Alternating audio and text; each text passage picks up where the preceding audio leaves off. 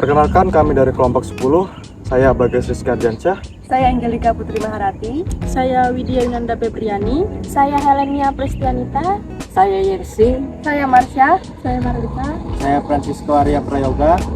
Di sini kami akan menjelaskan materi statistik mengenai kuota sampling dan snowball sampling.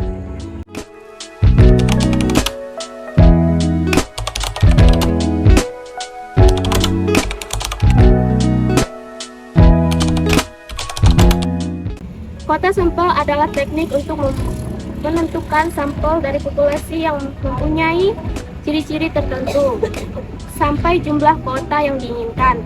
Penarikan sampel ini dilakukan bila peneliti tidak dapat mengetahui jumlah yang rinci tiap strata.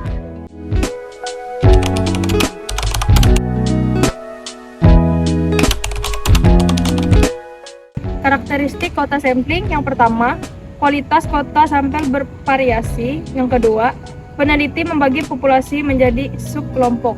Yang ketiga, sampel mewakili keseluruhan populasi. Yang keempat, menghemat waktu dan biaya pengumpulan data.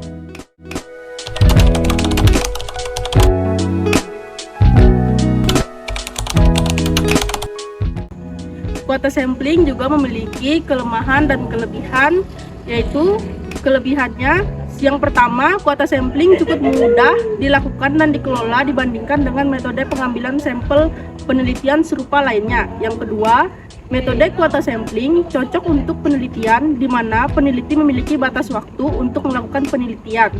Yang ketiga, metode kuota sampling hemat biaya sehingga dapat digunakan untuk penelitian dengan anggaran terbatas. Jadi, kelebihan kuota sampling adalah efektif, mudah, dan terjangkau dengan mengkategorikan subjek dengan cepat agar hasil dapat dipahami oleh siapapun. Kemudian, kekurangannya adalah yang pertama, pengambilan sampel kuota tidak memungkinkan pemilihan partisipan penelitian secara acak. Yang kedua, pengambilan sampel kuota meningkatkan resiko bias peneliti karena peneliti mungkin menyertakan orang-orang dalam penelitian yang menurutnya mudah didekati. Yang ketiga, hasil dari pengambilan sampel kuota tidak akurat karena kurangnya keacakan pemilihan peserta.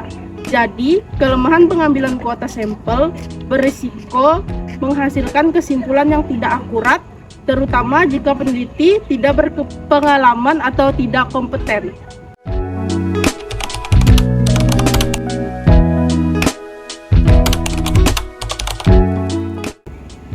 Contoh materi pengambilan sampel kuota di samping mengilustrasikan penggunaan metode kuota untuk mengambil sampel dari populasi yang besar.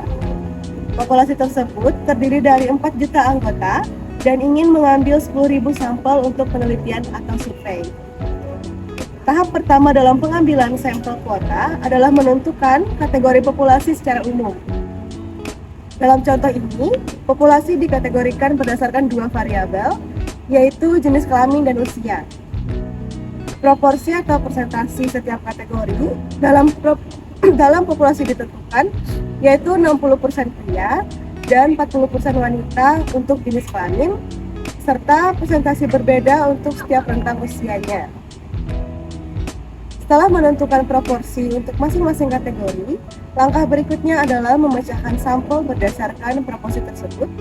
Misalnya, dari 10.000 sampel diambil 60% atau 6.000 sampel akan diambil dari responden pria. Kemudian 40% atau 4.000 sampel akan diambil dari responden wanita. Demikian pula untuk usia, jumlah sampel yang diambil dari setiap rentang usia akan sesuai dengan presentasi yang telah ditentukan. Dengan cara ini, pengambilan sampel kuota memastikan bahwa sampel yang diambil mencerminkan proporsi atau distribusi yang sama dengan populasi asli dalam setiap kategorinya.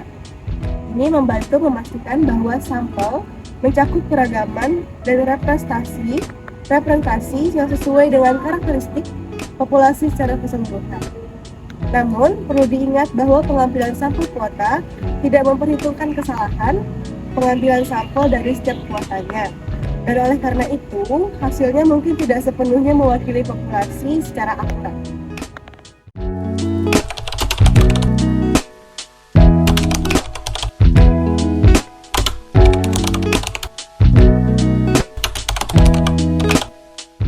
snowball sampling definisi atau pengambilan sampel rujukan berantai didefinisikan sebagai teknik pengambilan sampel non-probabilitas, di mana sampel memiliki sifat yang jarang ditemukan.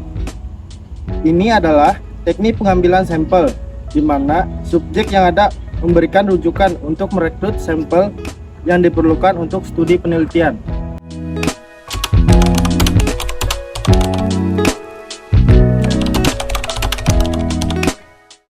Dua karakteristik penerapan snowball sampling cocok untuk sebuah komunikasi yang bersifat hubungan atau memiliki ruang lingkup kelompok yang terbatas di antaranya.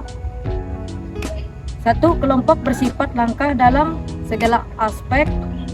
Dua, komunikasi dengan hobi unik, bahkan arti mainstream. Tiga, grup untuk rekanan sepresi yang dibentuk dengan tujuan yang sama.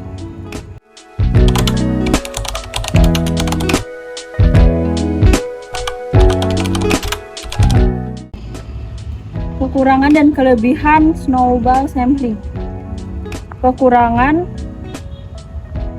kurangnya kerjasama kemungkinan besar setelah rujukan membuat orang mungkin tidak mau bekerja sama dan menolak untuk berpartisipasi dalam penelitian jika salah satu perhitungan tidak akurat dan meleset justru berpotensi mendapat jaringan respon salah.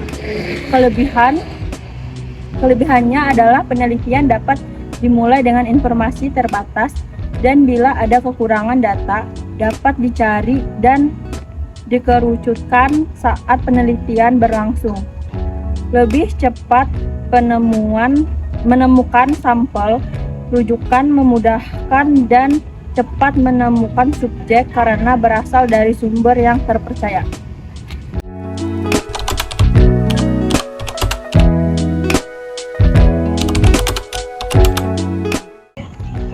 Kemudian, dalam contoh materi tersebut, snowball sampling digunakan untuk mengevaluasi efektivitas mahasiswa kuliah kerja nyata atau KKN di suatu wilayah. Dalam proses snowball sampling, peneliti memulai dengan satu atau beberapa informan awal, seperti kepala desa di desa tersebut, yang memiliki pengetahuan luas tentang wilayah tersebut. Peneliti kemudian menanyakan tingkat efektivitas mahasiswa KKN di desa tersebut kepada kepala desa tersebut. Selanjutnya, kepala desa yang menjadi sampel akan memberikan informasi tentang anggota masyarakat lain yang dapat menjadi sumber data yang relevan untuk penelitian ini, seperti tokoh masyarakat, kepala dusun, atau warga yang memiliki pengalaman atau pengetahuan yang relevan dengan program KKN di desa tersebut. Dengan demikian, snowball sampling memungkinkan peneliti untuk memperluas jangkauan sampel mereka secara bertahap dengan mengandalkan referensi dari informan awal untuk mengidentifikasi individu lain yang sesuai dengan kriteria yang ditetapkan.